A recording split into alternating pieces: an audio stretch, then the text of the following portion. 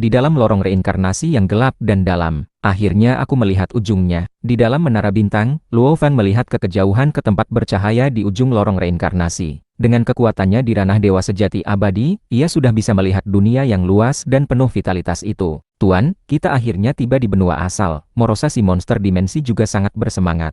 Ya, akhirnya kita sampai. Luo Feng juga tersenyum. Di wilayah alam semesta asli, mereka berdua sudah sepenuhnya tak terkalahkan dan telah terlalu lama merasa kesepian. Luo Feng menatap Morosa dan berkata dengan sungguh-sungguh, setelah memasuki benua asal, kau tidak boleh mengungkapkan informasi apapun tentang monster dimensi. Entah ada berapa banyak keberadaan yang lebih kuat dari kita di benua asal. Sekali identitasmu terungkap, kita tidak akan punya tempat untuk lari. Tuan jangan khawatir, bahkan jika aku mati, aku tidak akan mengungkapkan informasi tentang monster dimensi, kata Morosa. Luo Feng mengangguk dan berkata, kita berdua memiliki tubuh dewa yang sempurna. Bahkan jika kita mati, setetes darah dapat beregenerasi. Tapi jika informasi monster dimensi terungkap, dan kita diincar oleh keberadaan yang menakutkan di benua asal, mereka akan mencari setiap tetes darah kita dan melenyapkan kita sepenuhnya. Morosa mengangguk. Salah satu dari 3 warisan dari garis keturunan Sungai Duandong, jika berhasil dipraktikkan, seseorang dapat bangkit kembali dengan setetes darah. Luo Feng dan Morosa sama-sama memiliki tubuh dewa yang sempurna, mencapai tingkat kehidupan 100.000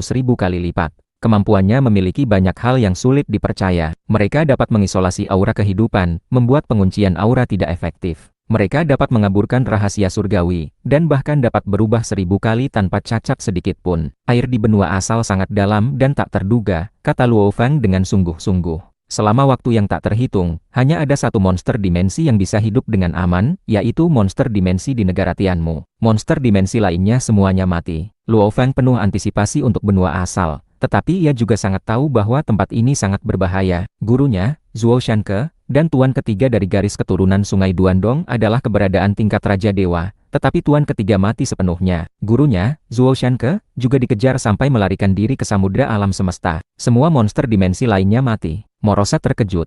Mereka semua memiliki tubuh dewa yang sempurna, kemampuan penyelamatan diri mereka sangat kuat. Ia sendiri adalah monster dimensi, dan ia sangat tahu betapa banyak cara yang mereka miliki untuk menyelamatkan diri. Semuanya mati, Luo Feng mengangguk.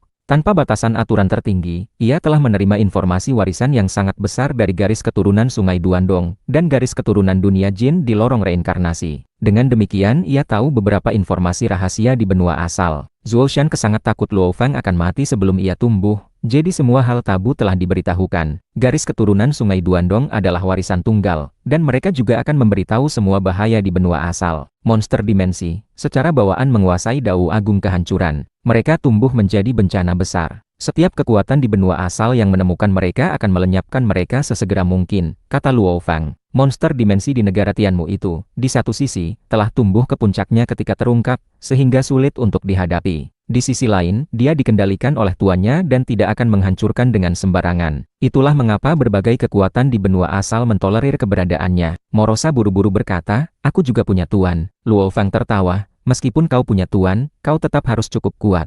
Kalau tidak, keberadaan kuno itu tidak akan keberatan menghancurkanmu dengan mudah. Baik kau maupun aku, kita masih sangat lemah sekarang. Luo Feng melihat keluar dari kejauhan, kita hanya dewa sejati abadi. Kita harus bersikap hormat. Ya, Morosa segera menjawab. Di bawah perbudakan jiwa, Morosa lebih memilih mati daripada melanggar perintah Luo Feng. Sebagai monster dimensi, menghancurkan dan melahap adalah hal yang paling mereka sukai, dan itu juga cara tercepat bagi mereka untuk tumbuh. Namun, di wilayah alam semesta asli, setelah bencana monster dimensi berlalu, di bawah perintah Luo Feng, Morosa tidak lagi menelan miniatur alam semesta. Ia hanya mengandalkan menyerap aliran energi kekacauan untuk tumbuh perlahan. Ia telah mencapai tingkat dewa sejati abadi setelah melalui waktu yang sangat lama. Meskipun Luo Feng melihat ujung lorong reinkarnasi dari kejauhan, menara bintang masih harus terbang cukup lama sebelum benar-benar tiba. Sus! Menara bintang terbang keluar dari lorong reinkarnasi, tiba di sebidang tanah yang gelap dan luas. Aura yang luas menyebar dan mengembun menjadi kabut, membuat langit dan bumi menjadi luas dan sulit dilihat.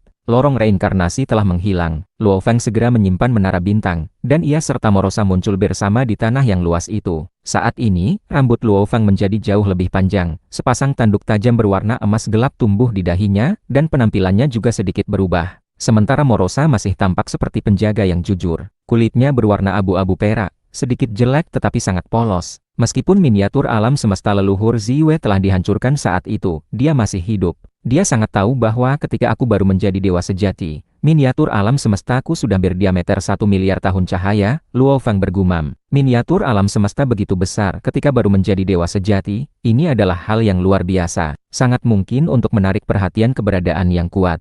Leluhur Ziyue, untungnya, dia hanya seorang dewa sejati kekosongan. Dia orang biasa dan tidak bisa menghubungi keberadaan yang kuat. Tapi aku tetap harus berhati-hati. Luo Fang sangat tahu bahwa kecerobohan sesaat kemungkinan besar akan menjadi penyesalan abadi. Jangan beri musuh kesempatan. Dengan tubuh dewa yang sempurna, perubahan aura dan penampilan, bahkan jika leluhur Ziyue datang sendiri, ia tidak akan mengenalinya. Apalagi para ahli lain di benua asal yang belum pernah melihatnya. Tuan, lihatlah. Morosa terkejut melihat ke langit malam. Luo Fang juga melihat ke langit malam. Langit malam di benua asal luas dan dalam, dengan gugusan bintang yang cemerlang. Bintang-bintang yang tak terhitung jumlahnya di langit malam sangat jauh dari bumi, baik besar maupun kecil. Beberapa bintang super besar, bahkan jika dipisahkan oleh hambatan ruang waktu yang tak tahu berapa banyaknya, auranya masih membuat Luo Fang terkejut. Makhluk yang lahir di benua asal umumnya dapat menjadi dewa sejati. Luo Fang melihat ke atas. Miniatur alam semesta mereka muncul di kedalaman langit malam. Setiap bintang adalah miniatur alam semesta, dewa sejati kekosongan, dewa sejati abadi, penguasa kekacauan, raja dewa. Miniatur alam semesta mereka semua ada di langit berbintang, sehingga menghasilkan gugusan bintang yang cemerlang. Luo Fang menunjuk ke beberapa bintang dengan aura yang menakutkan di langit malam. Bintang dengan aura paling menakutkan adalah miniatur alam semesta para raja dewa. Banyak miniatur alam semesta ada di langit malam. Morosa melihatnya dengan penuh nafsu. Jika ia bisa melahap sepuasnya, kecepatan pertumbuhannya akan jauh lebih cepat. Luo Fang meliriknya. Morosa segera tersenyum polos. Lihatlah miniatur alam semesta yang tak terhitung jumlahnya ini, dan kau akan tahu seberapa dalam air di benua asal. Kita hanyalah dua ikan kecil. Luo Fang melihat kegugusan bintang di langit malam. Jika suatu hari, sebuah bintang besar jatuh, itu juga mewakili kematian seorang ahli. Morosa mengerti dan berkata, dengan melihat gugusan bintang di langit malam, kita bisa tahu ahli mana yang hidup dan mana yang mati. Luo Fang menggelengkan kepala dan berkata, kau tidak tahu bintang-bintang ini mewakili siapa. Ia tidak lagi melihat gugusan bintang di langit malam, melainkan menenangkan pikirannya dan dengan hati-hati merasakan ruang, waktu, dan berbagai fluktuasi hukum di benua asal. Ruang di sini sangat stabil. Luo Fang mengulurkan tangan kanannya. Pusaran gelap muncul di telapak tangannya, merobek dan menghancurkan, menyebabkan sedikit riak spasial. Ruang itu seperti lautan tanpa batas, dan kekuatan ilahiku hanya bisa memercikan sedikit gelombang. Luo Fang merasakan laju aliran waktu, dan klon di kampung halaman juga merasakan laju aliran waktu, membandingkan keduanya. Laju aliran waktu di sini sangat lambat. 1 detik berlalu di sini, dan 10.081 detik telah berlalu di alam semesta asli. Luo Fang melihat sekeliling. Tanah itu luas, tetapi ia bisa merasakan fluktuasi hukum antara langit dan bumi. Hukum kekacauan, rasanya sangat jelas. Mata Luo Fang bersinar karena terkejut.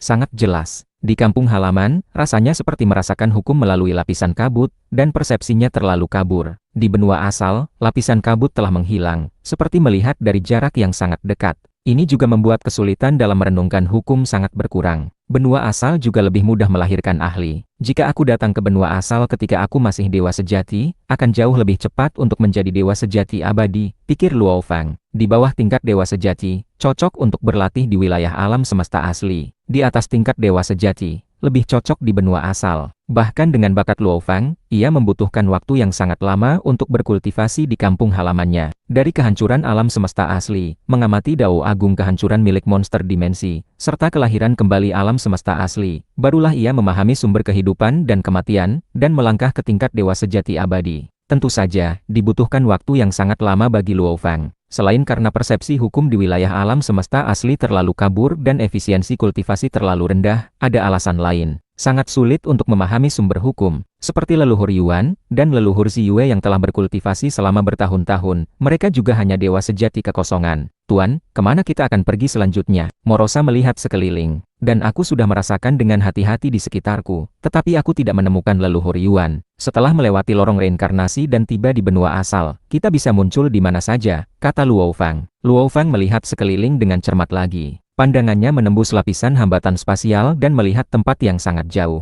Di tanah yang luas ini, ada binatang buas aneh berbentuk cacing tanah raksasa yang bersembunyi di kedalaman bumi, ada juga burung yang terbang tinggi di langit malam, ada juga tim dewa sejati yang menjelajah dengan hati-hati, dan ada juga perahu terbang yang menyembunyikan auranya. Luo Fang mengamati. Dalam jangkauan pengamatanku, aku menemukan sekitar beberapa ribu binatang aneh. Tim yang terdiri dari 12 dewa sejati, dan satu dewa sejati kekosongan yang bepergian sendirian. Itu dia, praktisi lokal pertama yang akan aku hubungi setelah tiba di benua asal. Luo Fang melihat ke perahu terbang itu dari kejauhan. Perahu terbang itu menyembunyikan dirinya dan terbang tanpa suara. Di dalam perahu terbang berdiri seorang pria jangkung dengan ekor yang tajam. Ia mengenakan baju besi hijau gelap, dan matanya memancarkan cahaya redup saat ia mengamati dunia luar. Aku hampir kehilangan nyawaku kali ini, gumam Mo Yuhu sambil mengemudikan perahu terbang. Meskipun wajahnya tegang, ia tampak bersemangat. Tapi intelijen itu benar. Aku akhirnya berhasil menemukan harta karun itu. Aku, Mo Yuhu, akhirnya menghasilkan banyak uang. Dengan harta karun ini, ketiga anakku bisa menerima pelatihan yang baik.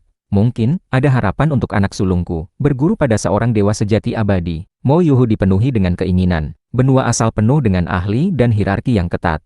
Hubungan guru-murid bahkan melampaui hubungan darah. Karena memiliki anak mungkin merupakan produk dari gairah sesaat. Tetapi di benua asal, jika seorang guru menerima murid, mereka umumnya harus melatih murid tersebut untuk berkultivasi, dan bahkan menyediakan sumber daya dan mengatur masa depannya. Pentingnya guru bagi murid dapat dibayangkan. Bahkan jika aku tidak bisa berguru pada dewa sejati abadi, ketiga anakku setidaknya bisa mempelajari warisan yang hebat. Mo Yuhu berpikir, istrinya sudah meninggal lama sekali, dan ketiga anaknya adalah satu-satunya hal yang paling ia pedulikan di dunia ini. Berbagai ras ahli di benua asal berkumpul. Meskipun banyak ahli tidak peduli dengan hidup atau mati anak-anak mereka, Mo Yuhu sangat peduli. Sebagai seorang dewa sejati kekosongan, umurnya tidak terbatas. Selain kultivasi dan pertumbuhannya sendiri, satu-satunya hal yang ia pedulikan adalah ketiga anaknya. Tidak lama lagi, 10 hari lagi aku bisa kembali ke kota Huyang, pikir Mo Yuhu. Ia dengan hati-hati mengemudikan perahu terbang, menghindari beberapa tempat berbahaya. Tiba-tiba, Mo Yuhu merasakan kekuatan ilahi yang tak tertahankan menyelimutinya. Perahu terbang itu seperti perahu kecil di pusaran air laut,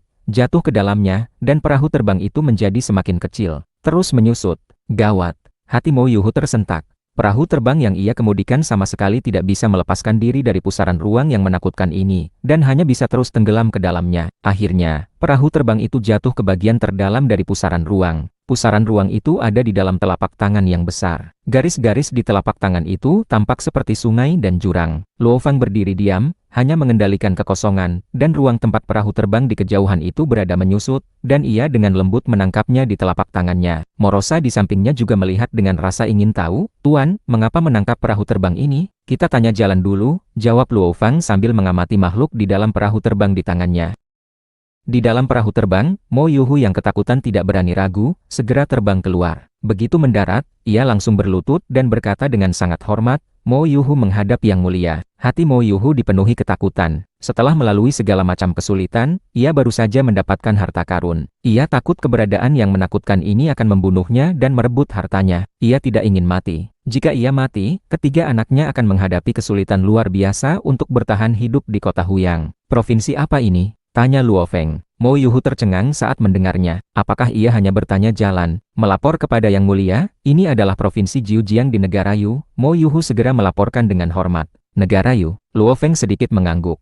Ada banyak kekuatan di benua asal. Sebuah kota, suku, atau sekte rahasia bisa menjadi hegemon di satu wilayah. Namun, yang memenuhi syarat untuk membangun negara dewa setidaknya harus keberadaan tingkat raja dewa. Negara Jin yang pernah didirikan oleh gurunya, Zhuo Shanka, hanya memiliki satu raja dewa, yaitu dirinya sendiri. Negara Yu dan negara Shi jauh lebih kuat.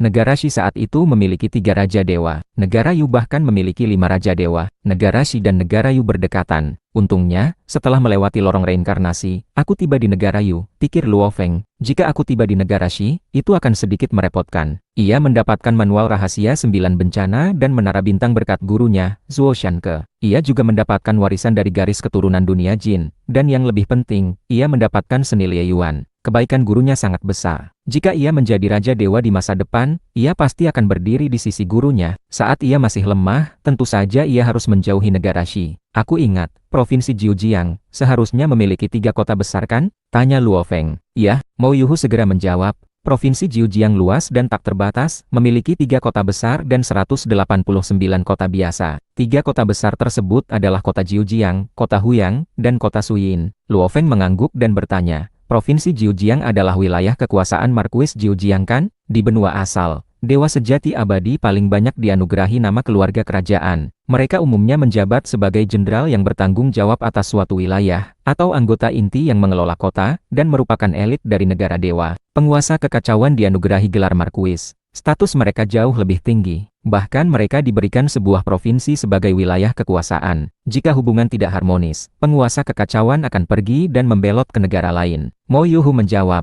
Marquis Jiujiang tinggal di kota Jiujiang. Oleh karena itu, di antara ketiga kota besar tadi, kota Jiujiang memiliki aturan yang paling ketat.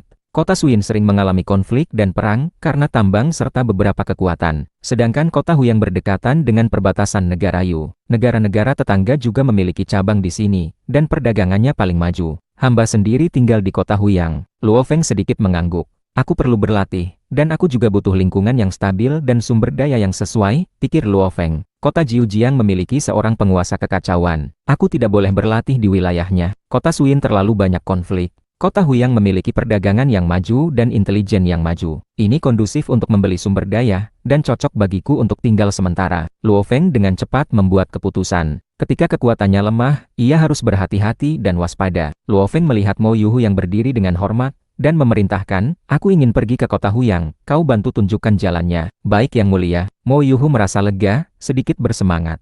Menunjukkan jalan, itu berarti ia tidak akan membunuhnya. Kota Huyang ada di arah sana. Mo Yuhu segera menunjuk jalan. Ayo pergi, Luo Feng berpikir, dan ia serta Morosa membawa Mo Yuhu dan mulai bergerak cepat melintasi ruang angkasa. Mo Yuhu hanya merasa kekuatan ilahi tak terlihat membungkusnya, dan ruang di sekitarnya terdistorsi. Dalam setiap saat, ketiga sosok mereka melintas di sepetak ruang, 100 kali lebih cepat daripada saat ia menggunakan perahu terbangnya. Yang mulia, kita harus tetap berhati-hati di jalan. Ada banyak tempat berbahaya di sepanjang jalan, Mo Yuhu buru-buru berkata. Apa ada binatang aneh tingkat penguasa kekacauan di sepanjang jalan ini? Tanya Luo Feng dengan tenang. Tentu saja tidak. Seluruh provinsi Jiujiang hanya memiliki binatang aneh tingkat penguasa kekacauan yang disebut Caoyang, yang tinggal di kedalaman danau Caoyang, kata Mo Yuhu. Luo Feng mengangguk. Kalau begitu tidak ada yang perlu dikhawatirkan. Luo Feng membawa Morosa dan Mo Yuhu, dan terbang dengan kecepatan super tinggi sepanjang garis lurus, langsung menuju kota Huyang. Tidak ada binatang aneh tingkat penguasa kekacauan, jadi tidak ada yang perlu dikhawatirkan, Mo Yuhu berpikir, dan gemetar ketakutan di dalam hati. Yang mulia,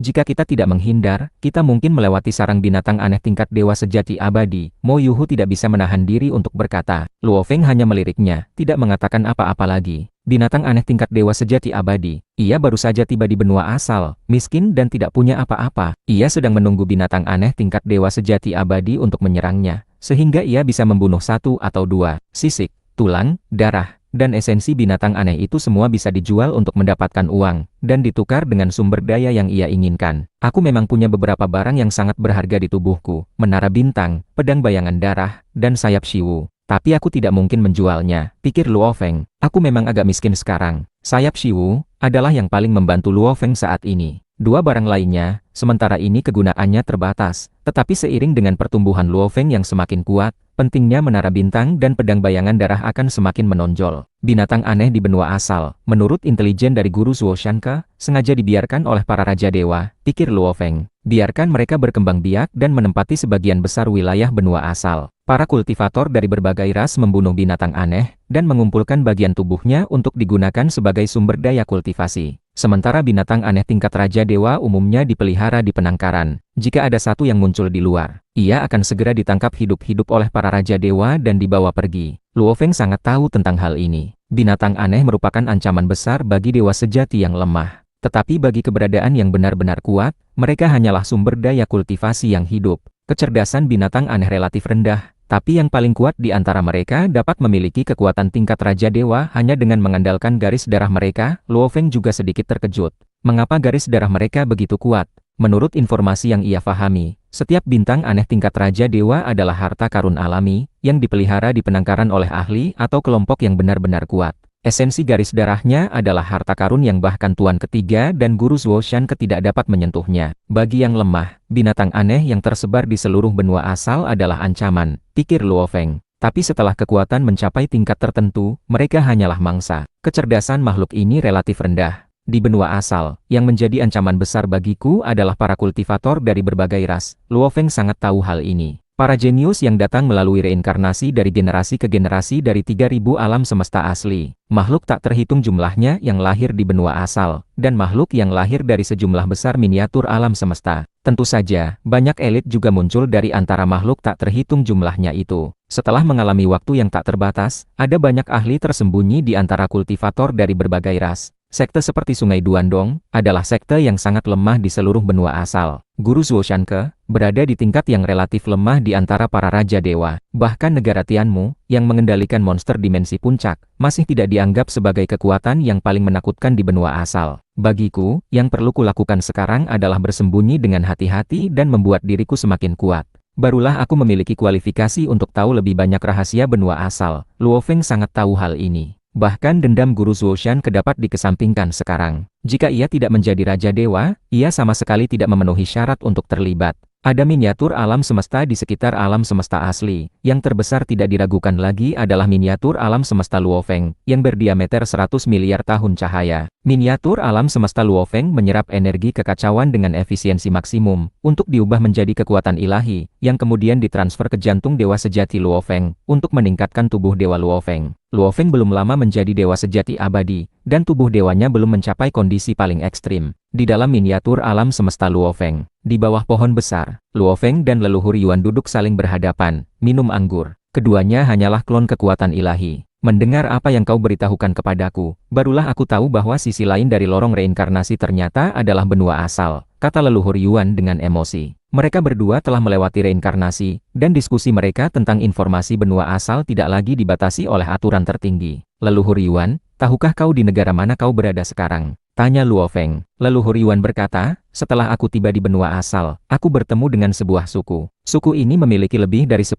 makhluk hidup. Hampir semua yang dewasa di suku ini adalah dewa sejati, dan seluruh suku hanya memiliki satu dewa sejati kekosongan. Mereka sangat ramah terhadapku. Aku tahu bahwa tempatku berada adalah di wilayah negara kuno Yanfeng. Negara kuno Yanfeng? Luo Feng sedikit terkejut.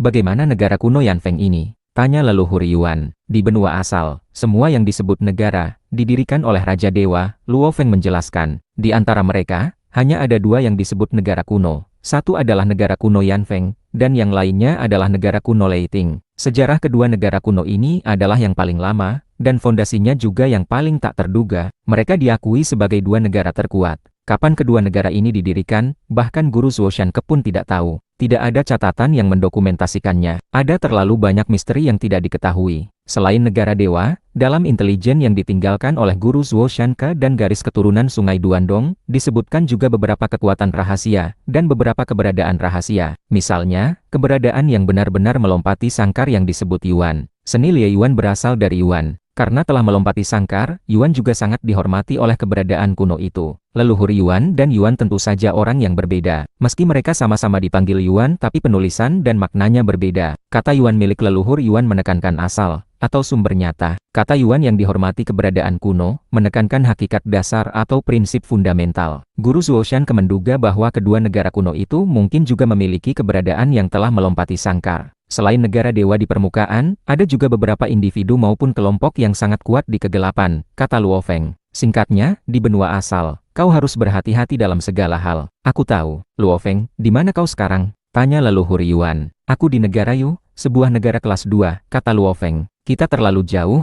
dan untuk saat ini tidak mungkin untuk bertemu. Selain itu, jika tidak mencapai kekuatan tingkat penguasa kekacauan, sangat sulit untuk menyeberangi setengah dari benua asal untuk bertemu. Menyeberangi setengah dari benua asal bagi seorang dewa sejati abadi dapat dikatakan sebagai upaya yang 9 kali mati dan 1 kali hidup. Leluhur Yuan mengangguk. Leluhur Yuan, apa kau punya warisan untuk menerobos ke dewa sejati abadi? Tanya Luo Feng. Tidak, leluhur Yuan menggelengkan kepalanya, dan berkata dengan emosi, setelah melalui kesulitan untuk tiba di benua asal, aku tidak tahu apa-apa tentang benua asal, dan aku juga tidak punya warisan. Segalanya harus dikumpulkan perlahan. Luo Feng mengangguk.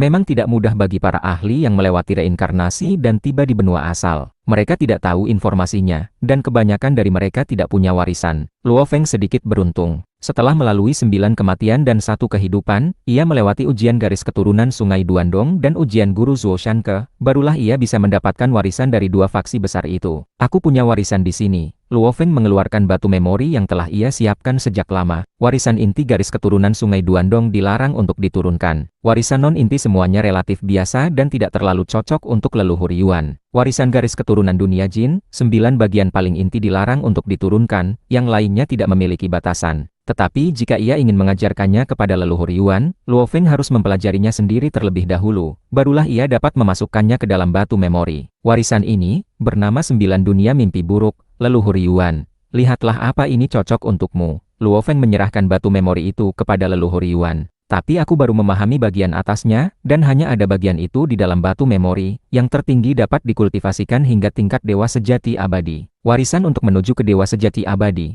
Mata leluhur Yuan berbinar. Terima kasih, leluhur Yuan sangat bersemangat di dalam hati. Ia mengulurkan tangan dan menerima batu memori itu, dan segera mulai menerima informasi. Setelah beberapa saat, ia membuka matanya, mengangguk dan berkata, Luo Feng, 9 dunia mimpi buruk ini sangat cocok untukku. Bagus kalau cocok. Luo Feng tersenyum. Selama lebih dari sebulan di lorong reinkarnasi, Luo Feng telah membaca banyak warisan dari kedua faksi. Di antara sejumlah besar warisan yang dapat diturunkan, ia merasa bahwa 9 dunia mimpi buruk adalah yang paling cocok untuk leluhur Yuan. Jadi ia menghabiskan energi untuk merenungkannya dan memahami bagian atas yang relatif lebih mudah. Luo Feng, aku tidak akan mengucapkan terlalu banyak terima kasih. Leluhur Yuan sangat bersemangat di dalam hati. Warisan ini, baginya, terlalu berharga. Justru karena ia telah berkultivasi selama hampir 1 era reinkarnasi, leluhur Yuan lebih tahu betapa sulitnya melangkah dari dewa sejati kekosongan ke dewa sejati abadi. Bahkan makhluk hidup di benua asal, yang dapat berkultivasi dengan mengandalkan garis darah mereka, dan mengandalkan sumber daya seperti bahan binatang aneh, yang dapat menjadi dewa sejati abadi hanyalah 1 di antara miliaran. Hanya ini yang bisa aku lakukan. Di wilayah negara kuno Yanfeng, semuanya tergantung padamu sendiri. Luo Feng juga melihat leluhur Yuan. Hanya ia dan leluhur Yuan yang datang dari kampung halaman manusia ke benua asal. Kau juga harus berhati-hati di negara Yu, kata leluhur Yuan. Keduanya saling tersenyum. Saat ini, tubuh asli mereka dipisahkan oleh setengah dari benua asal. Mereka tidak bisa bertemu dan hanya bisa berjuang sendiri-sendiri. Tanah luas dan tak terbatas, dengan auman binatang aneh dan jeritan burung ganas. Berbagai macam gelombang menyebar, mengandung berbagai kemampuan penghancur. Jika seseorang tidak hati-hati dan terkena dampaknya, nyawa bisa melayang. Di alam liar, bahkan dewa sejati harus berhati-hati, takut memprovokasi binatang aneh yang menakutkan. Sus, gelombang ruang angkasa melesat melintasi langit. Itu adalah Luo Feng, Morosa, dan Mo Yuhu. Mereka terus-menerus melintasi kekosongan, bergegas lurus menuju arah kota Huyang. Dari kejauhan, binatang aneh yang tadinya mengaum segera menyelam ke bawah air karena ketakutan, dan segerombolan besar binatang aneh yang terbang melintasi langit buru-buru menyingkir. Keheningan menyelimuti dimanapun gelombang ruang angkasa itu lewat. Tidak ada binatang aneh yang berani mengeluarkan suara. Semua binatang aneh menjadi diam. Sebuah tim eksplorasi dewa sejati juga melihat gelombang ruang angkasa yang menjauh dari kejauhan. Dengan rasa iri dan pemujaan, yang berani bergerak sesumbar di alam liar seperti itu, pastilah dewa sejati abadi. Jika aku bisa menjadi dewa sejati abadi dalam hidup ini. Seorang anggota tim menghela napas. Chan Muhe, kau benar-benar berani bermimpi besar. Keinginanku jauh lebih sederhana. Aku akan puas jika bisa menetap di kota Huyang. Kota Huyang, itu adalah kota besar. Kau harus membayar 1 kristal kekacauan untuk tinggal selama 1 era. Bisakah kau membayarnya? Kelompok dewa sejati ini mengobrol sejenak, lalu melanjutkan perjalanan mereka. Tim yang terdiri dari Luo Feng dan lainnya melakukan perjalanan dengan garis lurus. Inikah cara dewa sejati abadi bepergian? Mo Yuhu mabuk merasakan perasaan ini. Dulu, setelah meninggalkan kota, aku selalu berhati-hati dan menahan semua auraku. Jenis penerbangan tanpa pengekangan ini benar-benar menyenangkan, gumamnya dalam hati. Luo Feng dan Morosa mengamati benua asal. Sebelumnya, mereka hanya tahu dari intelijen, tetapi sekarang mereka melihatnya dengan mata kepala sendiri. Gunung-gunung yang megah miliaran kilometer, sungai-sungai yang tak berujung, danau-danau yang dalam dan tak terduga, dan berbagai macam binatang aneh yang menakjubkan. Luo Feng dan Morosa merasa ini baru dan menarik. Indra binatang aneh sangat sensitif. Mereka merasakan gelombang dari kejauhan dan segera bersembunyi. Mereka cukup cerdik. Luo Feng tidak menangkap binatang aneh yang lemah ini. Pertama, binatang aneh memiliki bakat unik mereka sendiri, dan tidak mudah untuk menangkap mereka. Kedua, nilai binatang aneh yang lemah terlalu rendah, dan tidak layak bagi dirinya untuk mengambil tindakan. Yang mulia, di depan adalah sarang binatang aneh tingkat dewa sejati abadi. Mo Yuhu menunjuk ke kejauhan. Binatang aneh itu bernama ular bertanduk. Pasukan kota Huyang telah datang untuk memburunya beberapa kali, tetapi gagal menangkapnya. Ular bertanduk. Hati Luo Feng tergerak. Binatang aneh tingkat dewa sejati abadi memiliki nilai yang sangat tinggi. Saat ini, ia miskin dan tidak punya apa-apa. Karena ia tidak mau menjual harta langka yang dimilikinya, tentu saja ia harus mencari cara untuk mendapatkan sumber daya. Kau tetap pertahankan auramu, jangan membuat ular bertanduk itu takut dan melarikan diri. Luo Feng mengirimkan transmisi suara. Baik Tuan. Morosa, sebagai tubuh dewa sempurna, tidak memiliki cacat sedikit pun dalam menyamarkan auranya. Sejak tiba di benua asal, ia telah menyamarkan auranya sebagai dewa sejati kekosongan. Sebagai monster dimensi, ia membutuhkan kerahasiaan mutlak ketika tiba di benua asal. Suatu hari nanti, ia akan tumbuh ke puncaknya, selama ia memiliki cukup waktu dan energi. Namun, Luo Feng membutuhkan cukup pengasahan untuk tumbuh. Luo Feng, Morosa, dan Mo Yuhu memperlambat kecepatan terbang mereka dan mulai menahan fluktuasi aura mereka, mendekati daerah sarang ular bertanduk. Di kedalaman pegunungan yang jauh, mata emas raksasa samar-samar melirik Luo Feng dan yang lainnya. Seketika, Luo Feng merasakan tekanan ruang angkasa meroket miliaran kali. Ruang angkasa mulai terdistorsi, dan beberapa batu serta pohon di sekitarnya hancur menjadi debu tanpa suara. Kekuatan ilahi Luo Feng secara alami melawan tekanan mengerikan ini dan juga melindungi Morosa dan Mo Yuhu. Dewa sejati abadi, untuk apa kau datang? Ular bertanduk raksasa itu menatap Luo Feng dari kejauhan di kedalaman pegunungan, dengan rasa gentar, dan mengirimkan pesan telepati dari kejauhan. Swoosh! Luo Feng mengabaikannya dan malah bergegas menuju gunung itu lebih cepat. Kejarlah jika kau bisa. Ular bertanduk raksasa itu mengirimkan pesan telepati, dan segera setelah itu, ia menghilang ke udara tipis. Luo Feng berhenti. Ia bisa merasakan aura ular bertanduk telah menembus jauh ke dalam tanah dan terus melarikan diri lebih dalam. Luo Feng mengerutkan kening. Waktu, ruang, dan bahkan materi di benua asal sangat stabil. Bahkan bagiku, mencoba menggali ke dalam tanah sangat merepotkan. Namun, ular bertanduk ini menghilang seketika. Seharusnya dia menguasai semacam sumber hukum dari aspek bumi. Tuan, apa kita masih mengejar? Tanya Morosa. Kita tidak bisa mengejarnya. Luo Feng menggelengkan kepalanya. Ia menguasai sumber kehidupan dan kematian, dan Morosa hanya mahir dalam aspek Dao Agung kehancuran. Keduanya lebih mahir dalam pertarungan langsung, dan sangat biasa-biasa saja dalam aspek melarikan diri ke dalam tanah. Binatang aneh ini memang sangat ajaib. Meskipun kecerdasan mereka rendah, mereka secara alami menguasai sumber hukum hanya dengan mengandalkan garis darah mereka. Bahkan binatang aneh yang paling kuat memiliki kekuatan tingkat Raja Dewa hanya dengan mengandalkan garis darah mereka. Luo Feng menghela napas. Tuan, ular bertanduk ini benar-benar pengecut. Morosa menghela napas. Dia memang sedikit pengecut. Luo Feng tersenyum. Merasakan kehadirannya dari jauh, ia segera melarikan diri ke dalam tanah. Tidak heran mereka seperti itu, kata Luo Feng. Binatang aneh tingkat dewa sejati abadi ini mendapatkan kekuatannya dengan mengandalkan bakat garis darah. Sedangkan kultivator dari berbagai ras menguasai teknik rahasia dan menggunakan senjata yang kuat. Mereka bahkan merenungkan esensi hukum. Pada tingkat yang sama, binatang aneh tingkat dewa sejati abadi umumnya tidak dapat mengalahkan kultivator tingkat dewa sejati abadi. Namun, yang berani berhadapan langsung bukanlah binatang aneh tingkat dewa sejati abadi biasa, kata Luo Feng. Kadang-kadang, beberapa yang sangat kuat muncul di antara mereka. Binatang aneh yang sangat kuat pada tingkat yang sama, garis darah mereka umumnya lebih istimewa, dan nilai mereka juga lebih tinggi. Nilai satu ekor binatang aneh mungkin setara dengan 10 ekor atau lebih binatang aneh biasa. Luo Feng cukup menantikan untuk bertemu dengan binatang aneh seperti itu. Sangat sulit untuk berburu binatang aneh tingkat dewa sejati abadi. Luo Feng menggelengkan kepalanya dan tidak membuang waktu lagi. Lanjutkan perjalanan. Binatang aneh tingkat dewa sejati abadi umumnya tinggal di tempat yang sesuai dengan bakat garis darah mereka, dan mereka sangat mahir dalam melarikan diri. Sus! Luo Feng melanjutkan perjalanan mereka menuju kota Huyang. Di kedalaman pegunungan, dua tim dewa sejati kekosongan sedang bertarung. Kami adalah tim C1 dari Menara 9 Pesta Kota Huyang. Kami hanya keluar untuk mengumpulkan bahan makanan. Tolong tunjukkan rasa hormat, kata seorang makhluk batu sambil bertahan dengan susah payah. Tim yang ia pimpin awalnya terdiri dari 100 anggota, tetapi sekarang semua anggota dewa sejati telah mati. Hanya menyisakan 3 dewa sejati kekosongan yang bertahan dengan susah payah. Mereka tidak menyangka bahwa misi mengumpulkan bahan makanan yang relatif aman bisa begitu berbahaya. 10 bayangan yang mengepung mereka sama sekali tidak menunjukkan belas kasihan, bekerja sama untuk memusnahkan mereka dalam waktu singkat. Tidak ada dendam, tapi mereka menyerang dengan kejam. Kita harus menyerat salah satu dari mereka untuk mati bersama kita. Ayo berjuang. Dua anggota Dewa Sejati Kekosongan lainnya sudah gila. Salah satu dari mereka melebarkan sayap emasnya, dan gelombang mengerikan meledak. Kecepatan kalian terlalu lambat, suara rendah terdengar. Tiga Dewa Sejati Kekosongan dari tim C1 Menara 9 Pesta, tadinya masih dalam kegilaan, tetapi dengan suara rendah ini, tubuh mereka terurai tanpa suara. Bahkan jiwa mereka terurai, dan mereka mati seketika. Hanya barang-barang mereka yang tersisa. Komandan, ini salah kami, 10 bayangan abu-abu berkata dengan hormat.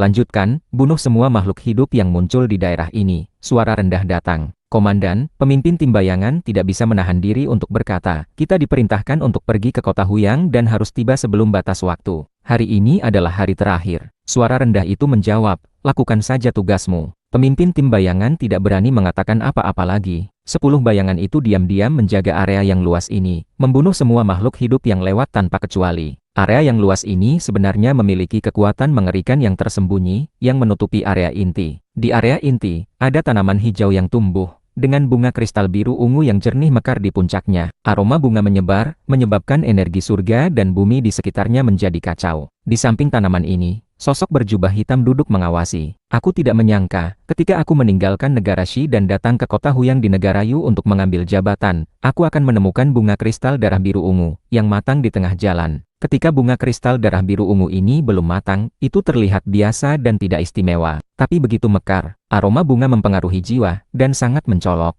Periode mekar adalah sekitar 10 hari, hingga itu layu secara alami, barulah dapat digunakan sebagai obat. Sosok berjubah hitam itu memiliki mata yang berapi-api. Aku dengar bunga kristal darah biru ungu ini hanya dapat dibiarkan di tempat yang disiram oleh darah pertempuran Raja Dewa. Bunga ini bernilai setidaknya 100.000 pasir kosmik. Aku telah berkultivasi hingga saat ini, dan semua senjata serta harta karunku digabungkan hanya bernilai 1 atau 20.000 pasir kosmik. Jika Dewa Sejati Abadi manapun menemukannya, mereka akan berebut denganku. Begitu ini terungkap, bahkan pasukan kota Huyang akan menyerang.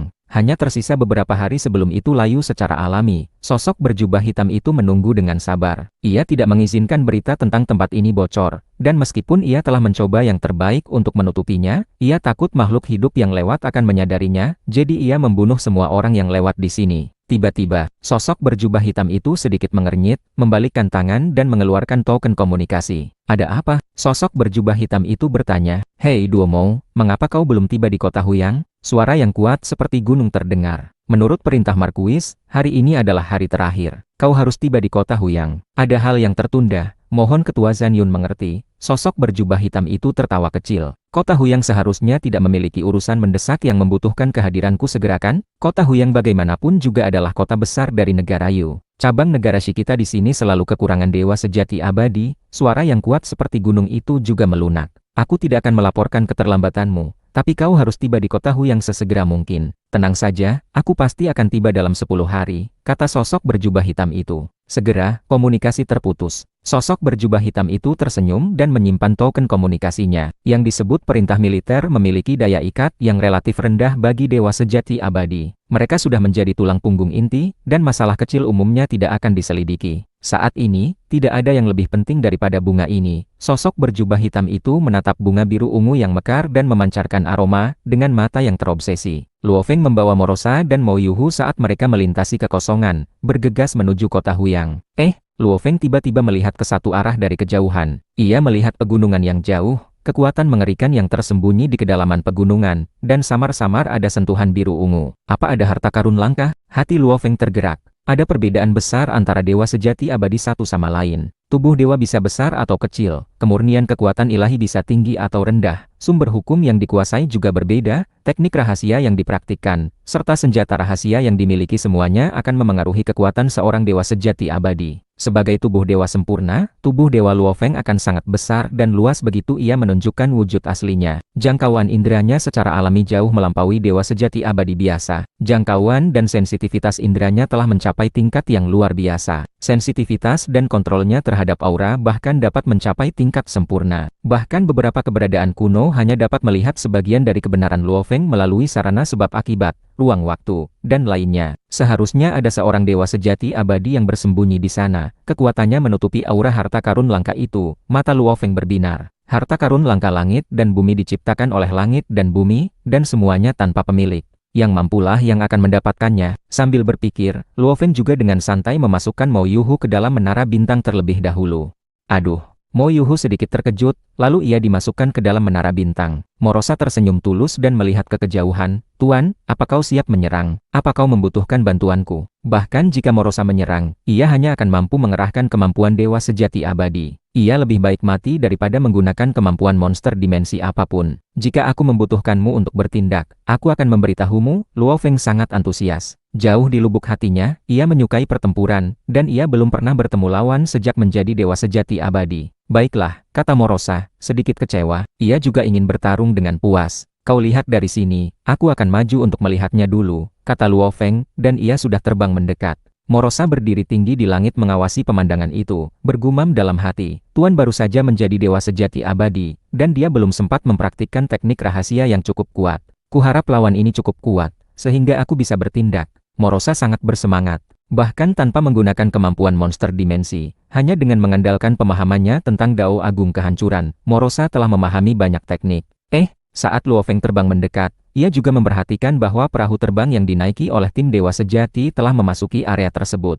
Perahu terbang ini memiliki satu Dewa Sejati kekosongan dan lebih dari 10 Dewa Sejati. Mereka dengan hati-hati mengarahkan perahu terbang menuju kota Huyang, menghindari beberapa tempat berbahaya di sepanjang jalan. Suozi, Suoyun, kalian berdua akan menetap di kota Huyang di masa depan, pria berambut tergerai yang memimpin tim itu menasihati. Kota Huyang adalah kota besar, dengan dewa sejati yang tak terhitung jumlahnya. Dewa sejati kekosongan hanyalah anggota biasa di sana, sedangkan kalian, para dewa sejati hanya dapat dianggap sebagai kalangan bawah. Kedua pemuda itu mendengarkan dengan patuh. Pria berambut tergerai ini adalah kepala suku mereka, satu-satunya dewa sejati kekosongan di seluruh suku. Ia pernah tinggal di kota Huyang selama bertahun-tahun. Sesampainya di kota Huyang, kalian harus rendah hati. Mereka yang memamerkan harta, akan kehilangan nyawanya dalam sekejap, kata kepala suku. Rendah hati, tetap rendah hati. Meskipun kalian adalah yang paling berbakat di suku, kalian tetap harus rendah hati. Karena kalian terlalu lemah sekarang. Ya, jawab kedua pemuda itu. Selama kalian tidak pamer, tidak ada yang akan menyerang kalian. Bagaimanapun, kota Huyang juga memiliki hukum dan aturan, kata kepala suku. Selama kalian mencolok atau pamer, nyawa kalian akan hilang tanpa suara. Pengawal Huyang pun tidak akan dapat menemukan pembunuhnya jika mereka menyelidiki. Hahaha, kepala suku, kau sudah mengatakan hal-hal ini berkali-kali. Kedua anak ini pasti mengingatnya dengan baik. Anggota tim lainnya juga tertawa. Kepala suku tersenyum dan mengangguk. Hal pertama yang harus kalian lakukan ketika tiba di kota Huyang adalah memeriksa garis darah kalian secara menyeluruh. Setelah itu, carilah teknik rahasia yang cocok untuk kalian. Kota Huyang memiliki peluang yang tak terhitung jumlahnya. Selama kalian meraih peluang, kalian memiliki harapan untuk menjadi dewa sejati kekosongan. Mata kedua pemuda, Suozi dan Suoyun, dipenuhi dengan kerinduan. Mereka tidak mau menghabiskan hidup mereka di suku. Mereka mungkin hanya akan menjadi dewa sejati seumur hidup jika tetap tinggal di suku. Mereka juga ingin menjadi dewa sejati kekosongan dan menyaksikan lebih banyak hal menarik. Kepala suku, yakinlah, kami semua mengingat cara bertahan hidup di kota Huyang, kata Suoyun. Kepala suku sedikit mengangguk, lalu tiba-tiba ekspresinya berubah. Gawat. Aura kepala suku melonjak seketika. Ia membakar tubuh dewanya untuk pertama kalinya, dan kekuatan ilahi yang bergejolak mengendalikan seluruh perahu terbang dengan sekuat tenaga. Lapisan demi lapisan formasi mempesona muncul di permukaan perahu terbang. Saat ini, 10 bayangan mengerikan muncul secara bersamaan. Kekuatan tak terlihat terhubung menjadi satu, dan menyerang perahu terbang pada saat yang sama. Formasi militer. 10 dewa sejati kekosongan. Kepala suku tahu ada yang tidak beres. Ia pernah tinggal di kota Huyang dan memiliki banyak pengalaman. Tetapi kemudian kematian kekasih dan sahabatnya membuatnya muak dengan kehidupan kota Huyang. Ia pergi ke alam liar dan menetap di suku yang lemah. Setelah waktu yang lama, ia secara alami menjadi kepala suku dan juga menarik banyak dewa sejati lemah untuk bergabung. Lagi pula, mereka yang bertahan hidup di alam liar umumnya adalah dewa sejati yang sangat lemah dan miskin. Dengan seorang dewa sejati kekosongan sebagai pendukung, sebuah suku yang relatif besar secara alami terbentuk. Sus. 10 bayangan mengepung dan menyerang bersama-sama. Lapisan demi lapisan formasi muncul di permukaan perahu terbang. Meskipun satu atau dua formasi hancur, formasi baru muncul. Mereka memang memiliki beberapa kemampuan, 10 bayangan itu sangat terkejut. Mereka semua adalah elit militer, pengawal pribadi Hei Duomo. Sangat sedikit dewa sejati kekosongan yang dapat menahan serangan gabungan mereka bersepuluh sendirian dalam waktu singkat. Cepat habisi dia, jangan menunda. Mereka juga takut komandan akan marah. Jika komandan harus mengambil tindakan sendiri, itu berarti pengawal pribadinya tidak berguna. Aura ke-10 bayangan itu melonjak. Apa? 10 ahli militer, semuanya membakar tubuh dewa mereka dan berjuang mati-matian. Aku hanya lewat. Kepala suku tidak dapat mempercayai matanya. Seberapa besar kebencian yang mereka miliki sehingga mereka membakar tubuh dewa mereka, dan berjuang mati-matian hanya untuk membunuh orang lewat. Kepala suku melirik rekan-rekannya di sampingnya, matanya dipenuhi penyesalan. Kali ini kita tidak bisa melarikan diri. Kita semua mungkin akan mati di sini, kata pria berambut tergerai itu. Lebih dari 10 dewa sejati dari suku itu tertegun. 2 dewa sejati muda, Suozi dan Suoyun, bahkan lebih tercengang. Sebelumnya, mereka masih dipenuhi kerinduan dan harapan untuk kehidupan kota Huyang, tetapi sekarang, apakah mereka akan mati? Keduanya lahir di suku dan belum pernah ke kota besar. Ini adalah takdir. Apa yang seharusnya kita lihat, sudah kita lihat. Apa yang seharusnya kita alami, sudah kita alami. Sayang sekali Suoyun dan Suozi masih sangat muda, dan mereka bahkan belum pernah ke kota besar. Sebagian besar dewa sejati lainnya di suku itu cukup tenang. Mereka adalah elit suku dan telah mengikuti kepala suku untuk membeli barang di kota Huyang beberapa kali. Mereka juga sering keluar untuk berburu binatang aneh, dan terbiasa melihat hidup dan mati. Apa akhirnya giliranku? Kepala suku menunggu takdirnya dengan tenang, matanya dipenuhi kenangan. Dewa sejati lain di suku itu juga melihat keluar perahu terbang, menyaksikan pemandangan pengepungan yang menakutkan, dan masing-masing hanya bisa menunggu kedatangan kematian. Tiba-tiba, ini, kepala suku, Suozi, Suoyun, dan semua rekan mereka melihat keluar dengan takjub. Mereka melihat seorang pria berambut hitam muncul entah dari mana. Ia memiliki sepasang tanduk emas gelap, dan matanya dalam. Pada saat ia muncul, ke-10 bayangan itu segera melarikan diri dengan ketakutan. Dewa sejati abadi. Kepala suku bereaksi paling cepat, dan segera terbang keluar dan memberi hormat.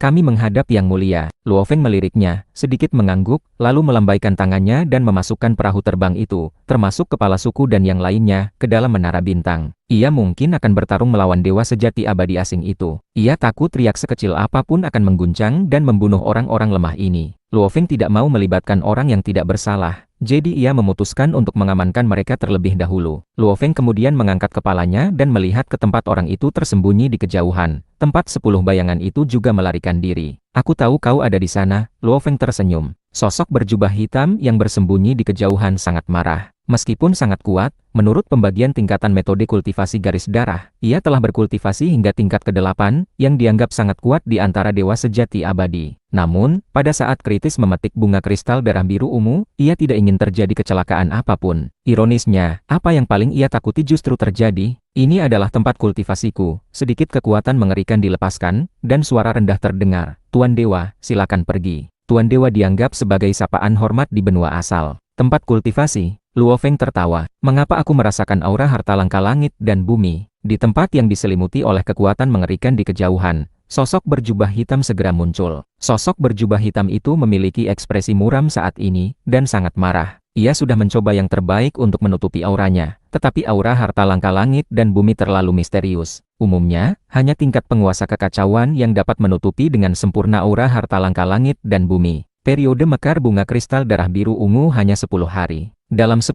hari itu, selain aku, ternyata ada dewa sejati abadi kedua yang lewat, dan dia bahkan merasakan aura harta langka ini. Sosok berjubah hitam itu menghela napas dalam hati. Setelah sosok berjubah hitam itu muncul, ia melihat Luo Feng dari kejauhan. Mata kedua belah pihak bertemu. Memang ada harta langka langit dan bumi, tapi aku yang menemukannya lebih dulu, kata sosok berjubah hitam itu. Siapapun yang berani merebutnya, akan kubunuh. Ia bertaruh bahwa Luo Feng, tanpa tahu nilai harta langka itu, tidak akan dengan mudah mengambil risiko untuk menyerang. Ia tidak tahu bahwa selain beberapa harta paling penting di tubuhnya, Luo Feng miskin dan sangat membutuhkan harta langka untuk ditukar dengan sumber daya. Selain itu, Luo Feng telah kesepian terlalu lama di area alam semesta asli dan sudah lama mendambakan pertempuran besar. Aku ingin mencobanya. Mata Luo Feng dipenuhi dengan semangat bertarung. Kau memaksaku, sosok berjubah hitam itu menghela napas pelan. Langit dan bumi di sekitarnya seketika menjadi sedikit lebih gelap. 10 pengawal pribadi bayangan di sampingnya terurai dan mati tanpa suara. Ketika 10 bayangan itu mati, mereka sedikit tidak percaya. Kau membunuh bawahanmu. Luo Feng pun bingung. Ketika mereka tahu berita tentang harta langka langit dan bumi, mereka seharusnya mati. Sosok berjubah hitam itu berkata dengan tenang. Awalnya, mereka bisa hidup beberapa hari lagi, dan aku akan membunuh mereka setelah semuanya selesai. Siapa sangka kau datang. Untuk harta langka biasa, tidak perlu membunuh pengawal pribadi. Hei Duomo dapat menahan tatapan yang dibawa oleh harta langka biasa. Tetapi bunga kristal darah biru ungu terlalu berharga. Begitu terungkap, itu akan membawa terlalu banyak masalah. Hei Duomo bertanya pada dirinya sendiri bahwa ia mungkin tidak dapat menahannya. Oleh karena itu, cara Hei Duomo adalah membunuh semua makhluk hidup yang mendekati area ini. Tentu saja, ia juga tidak berniat membiarkan 10 pengawal pribadi yang mengikutinya. Beritahu aku namamu, seorang dewa sejati abadi berhak aku ingat, kata sosok berjubah hitam itu. Karena kau akan mati, tak perlu tahu terlalu banyak, kata Luo Feng. Sosok berjubah hitam itu tertawa marah. Ia tidak mau menyerang dengan mudah karena tidak ada dewa sejati abadi di benua asal yang bisa diremehkan. Lagi pula, siapa yang tahu jika ada yang akan mengeluarkan senjata mengerikan. Namun, itu tidak berarti ia tidak percaya diri. Hei Duomo, yang telah mencapai kekuatan tingkat ke-8 abadi, sudah dianggap sangat kuat di antara dewa sejati abadi. Kalau tidak, ia tidak akan dikirim untuk mengurus berbagai urusan di kota Huyang. Aku yang berpengalaman ini berhati-hati, tapi dewa sejati abadi ini tidak tahu seberapa tinggi langit dan seberapa dalam bumi. Serangan pamungkas yang disiapkan sosok berjubah hitam itu dilepaskan seketika. Luo Feng merasakannya. Semacam sumber hukum tak dikenal telah terpicu. Satu kerucut perak hitam muncul entah dari mana. Permukaan kerucut perak hitam ini memiliki pola rahasia yang padat. Pola rahasia itu mengalir, dan kekuatannya menakutkan. Saat itu muncul, itu sudah berada di depan Luo Feng. Kecepatannya membuat ruang terdistorsi, dan aliran waktu sedikit berfluktuasi. Tubuh Luo Feng tidak besar, tetapi sebagai tubuh dewa tanpa batas, ukurannya dapat berubah sesuka hati. Kelihatannya kecil, tetapi sebenarnya sangat besar. Selain itu, miniatur alam semesta di kampung halamannya masih terus-menerus memadatkan kekuatan ilahi, yang terhubung dengan jantung dewa sejati untuk memasoknya terus-menerus, membuat tubuh dewa Luo Feng terus tumbuh. Kerucut perak hitam ini kira-kira setinggi setengah Luo Feng, dan langsung menghantam dada Luo Feng. Boom! Seolah-olah dua gunung megah bertabrakan dengan kecepatan super tinggi. Bahkan Luo Feng, yang memiliki tubuh dewa tanpa batas, terlempar mundur selangkah oleh kerucut perak hitam ini. Langkah mundurnya menyebabkan kekosongan bergetar. Pada saat yang sama, satu persatu kerucut muncul entah dari mana. Saat kerucut-kerucut ini muncul, mereka sudah berada di depan Luo Feng. Ada kerucut yang menghantam kepala Luo Feng, kerucut yang menghantam punggung Luo Feng, dan kerucut yang menghantam wajah Luo Feng. Satu persatu kerucut mengepung Luo Feng dari segala arah. Total ada 19 kerucut. 19 kerucut bekerja sama. Serangan mengerikan mereka terus-menerus seperti air yang mengalir, dan kekuatan penghancur yang dibawanya mengalir ke tubuh Luo Feng, berusaha menghancurkan seluruh tubuhnya. Setiap kerucut juga mentransmisikan racun aneh, meresap ke dalam tubuh dewa Luo Feng dan mengikis kesadaran Luo Feng. Racun hukum. Luo Feng menyadarinya, matanya bersinar karena kegembiraan. Benar-benar menarik. Sudah terlalu lama sejak ia bertemu lawan yang begitu menarik.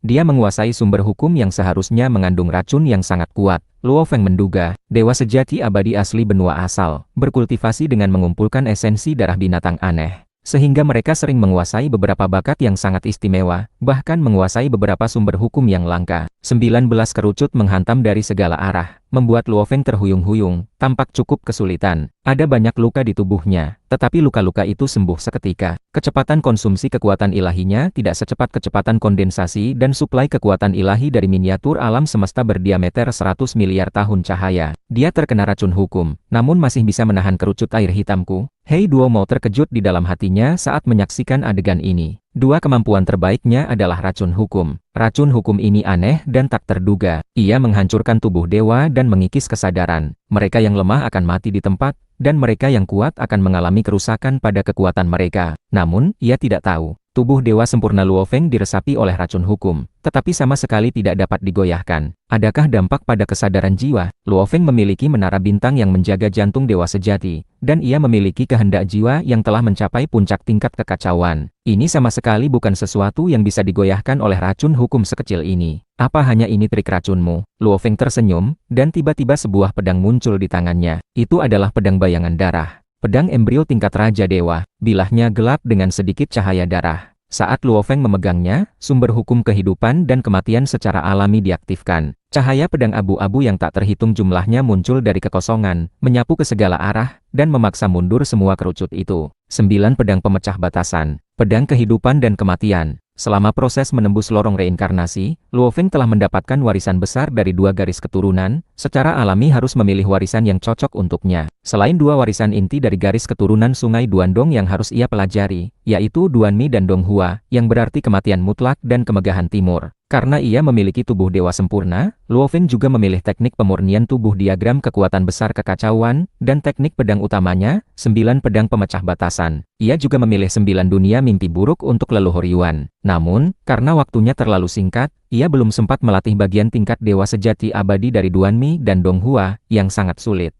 Serta diagram kekuatan besar kekacauan yang membutuhkan banyak sumber daya. Karena ia memiliki tubuh dewa sempurna, Luo Feng juga memilih teknik pemurnian tubuh diagram kekuatan besar kekacauan, serta teknik utama, 9 pedang pemecah batas. Dari 9 pedang pemecah batas, ia hanya memahami satu, yang paling selaras dengan sumber hukum kehidupan dan kematian, yang ia kuasai. Pedang kehidupan dan kematian. Terkena racun hukum milikku, kau masih berani sombong. Sosok berjubah hitam itu tertawa terbahak-bahak. Sosoknya terdistorsi dan membesar. Dalam sekejap mata, ia sudah setinggi gunung. Ia sekarang mengenakan baju besi bersisik, menyerupai monster dimensi yang berdiri tegak, dengan 4 kaki tebal dan tubuh kekar. Ia memiliki 8 lengan berwarna biru tua, dan 3 kepala yang mirip dengan kepala kadal. Hei Duomo yang berkepala 3 dan berlengan 8, memegang tombak hitam di setiap cakar. Udara beracun menyebar dari 3 kepalanya saat ia bernapas, menyebar sejauh ribuan kilometer dan menyebabkan sejumlah besar vegetasi layu. Dengan ukuran sebesar gunung, 3 kepala besarnya menatap Luo Feng secara bersamaan, dan mengeluarkan gerungan rendah. Mengapa kau tidak menunjukkan wujud aslimu? Kau tak layak untuk melihatnya, kata Luo Feng, memegang pedang dengan satu tangan, mendongak ke arah raksasa itu. Dewa sejati abadi asli benua asal, biasanya mempertahankan bentuk humanoid, dengan tinggi badan biasanya sekitar 1 ren. Ren adalah satuan dasar panjang di benua asal. Menurut informasi yang Luo Feng tahu, Yuan, yang paling dihormati oleh keberadaan kuno benua asal berbentuk humanoid,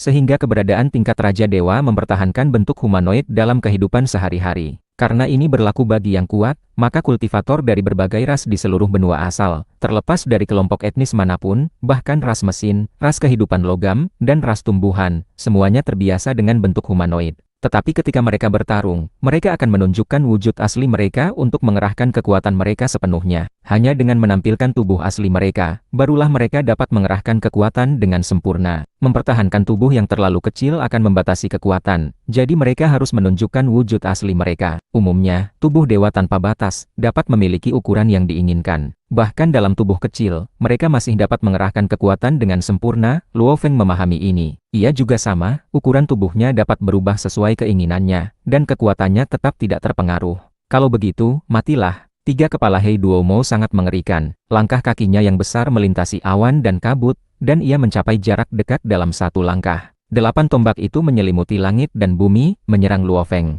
Seluruh tubuh Luo Feng telah berubah menjadi cahaya pedang abu-abu. 1 tubuh besar dan 1 tubuh kecil bertabrakan seketika. Bum, bum, bum. Cahaya pedang itu mengandung misteri sumber hukum kehidupan dan kematian, dan itu membawa kekuatan embrio pedang tingkat Raja Dewa, serta menyalurkan kekuatan ilahi yang berlimpah, yang terkandung dalam tubuh dewa sempurna Luo Feng. Meskipun Luo Feng baru saja menjadi dewa sejati abadi, kekuatan pedang ini sudah mengerikan. Kekuatan tombak juga mengerikan. Hei Duomo telah menjadi dewa sejati abadi selama bertahun-tahun. Ia mempraktikkan teknik rahasia dan menghabiskan banyak sumber daya, mendorong dirinya ke tingkat ke-8 abadi. Kekuatan tombak ini menunjukkan warisannya. Cahaya pedang dan tombak bertabrakan. Tubuh kecil Luo Feng dan tubuh besar Hei Duomo didorong mundur sedikit. Tidak heran dia berani datang untuk merebut harta langka. Dia memang punya kekuatan. Hei Duomo menjadi lebih berhati-hati. Ia tidak pernah berani sedikit pun ceroboh saat menghadapi musuh tingkat dewa sejati abadi. Dalam benturan langsung 1 lawan 1, pedang kehidupan dan kematian Luo Feng hanya sebanding. Sekarang 8 tombak bekerja sama dengan sempurna, ancamannya meningkat beberapa kali lipat. Perangkat senjata rahasia ini adalah kemampuan hebat lainnya dari Hei Duomo. Teknik tombak langit hitam. Hei Duomo telah mempelajari teknik rahasia ini selama puluhan ribu era, dan ia telah mengembangkan tubuh dewa tanpa batas berlengan 8 yang cocok. Dengan bentuk berlengan 8, ia mengerahkan teknik tombak yang mengerikan ini. Saat teknik tombak langit hitam ini dikerahkan, Luo Feng merasa dikelilingi oleh tombak di mana-mana. Satu-satunya teknik pedang hebat yang ku tahu sekarang adalah jurus ini. Pedang kehidupan dan kematian. Luo Feng agak malu. Bagaimanapun, ia baru saja menjadi dewa sejati abadi dan datang ke benua asal. Ia tidak punya waktu untuk mempelajari warisan. Memegang pedang bayangan darah, Luo Feng terus menggunakan jurus pedang kehidupan dan kematian. Ia sepenuhnya ditekan oleh 8 bayangan tombak yang bekerja sama secara misterius. Sesekali, ia ditusuk oleh tombak, atau dipukul, menyebabkannya terpental dan jatuh ke tanah. Apa yang terjadi? Dia telah memurnikan tubuh dewanya ke tingkat seperti itu, mengapa teknik pedangnya begitu biasa? Hei Duomo malah menjadi lebih hati-hati. Tentu saja ia tidak tahu. Luo Feng sama sekali tidak punya waktu untuk mempraktikkan teknik pemurnian tubuh apapun. Tubuh dewanya begitu kuat murni karena ia baru saja menjadi dewa sejati abadi, dan tubuh dewanya memang sudah sekuat itu. Teknik pedangnya juga sudah cukup bagus. Pasti ada konspirasi. Hei Duo mau percaya pada satu hal, ia sama sekali tidak akan mudah percaya pada kemampuan yang ditunjukkan musuh di permukaan. Bakar kekuatan ilahi, aura Hei Duo mau tiba-tiba melonjak. Kekuatan serta kecepatannya juga melonjak dalam semua aspek. Aura yang kuat menghantam ke segala arah, mengejutkan Luo Feng. Luo Feng juga segera membakar kekuatan ilahinya. Duan Mi, sebagai salah satu dari 3 ajaran rahasia utama garis keturunan Sungai Duandong, terlalu mendalam. Luo Feng tidak dapat memahami metode pembakaran kekuatan ilahi tingkat dewa sejati abadi dalam waktu singkat. Metode pembakarannya saat ini tentu sedikit kasar, jauh dari metode yang dikuasai Hei Duomo. Dia membakar kekuatan ilahi, tapi kekuatannya tidak meningkat banyak. Apa dia tidak punya teknik rahasia untuk membakar kekuatan ilahi? Lalu, dari mana dia mendapatkan keberanian untuk merebut harta langka? Hei Duomo berpikir. Tetapi tindakannya tidak berhenti. Kekuatan 8 tombak menjadi semakin mengerikan. Bum bum bum, meskipun keduanya membakar kekuatan ilahi pada saat yang sama, jelas situasi Luo Feng lebih buruk. Ia sepenuhnya ditekan, berulang kali dihantam oleh tombak, dan luka-lukanya jelas lebih parah. Tuan, apa kau ingin aku bertindak? Sebuah suara terdengar di benak Luo Feng. Itu adalah Morosa yang menyembunyikan auranya dan mengamati pertempuran dari kejauhan. Aku sedang menikmati pertempuran, jangan ikut campur. Meskipun Luo Feng dihantam berulang kali, ia dapat menahan luka-luka ini berkat tubuh dewa sempurna dan kekuatan ilahi yang hampir tak terbatas. Ia menikmati pertarungan tingkat dewa sejati abadi ini. Hei Duomo sepenuhnya diuntungkan, tetapi ia tidak bisa menghancurkan tubuh dewa Luo Feng, yang membuatnya terkejut. Teknik pemurnian tubuh yang sangat kuat. Kalau begitu, biarkan dia menyaksikan jurus pamungasku. Teknik tombak langit hitam, 10.000 batas menjadi 1. Kekuatan ilahi yang dibakar Hei Duomo dengan gila-gilaan disalurkan ke 8 tombak. Langit dan bumi di sekitarnya terdistorsi. Kemudian, Luo Feng melihat satu tombak membawa kekuatan penghancur dunia di depan matanya, langsung menebas kepalanya. Bang, kekuatan ini jauh lebih besar dari sebelumnya. Luo Feng seketika terlempar jatuh. Tetapi saat ia jatuh, tombak kedua, tombak ketiga, segera menyusul. Hampir dalam sekejap mata, ribuan tombak secara berurutan menebas tubuh Luo Feng. Setiap serangan tak henti-hentinya. Luo Feng bahkan tidak bisa bertahan saat ia jatuh.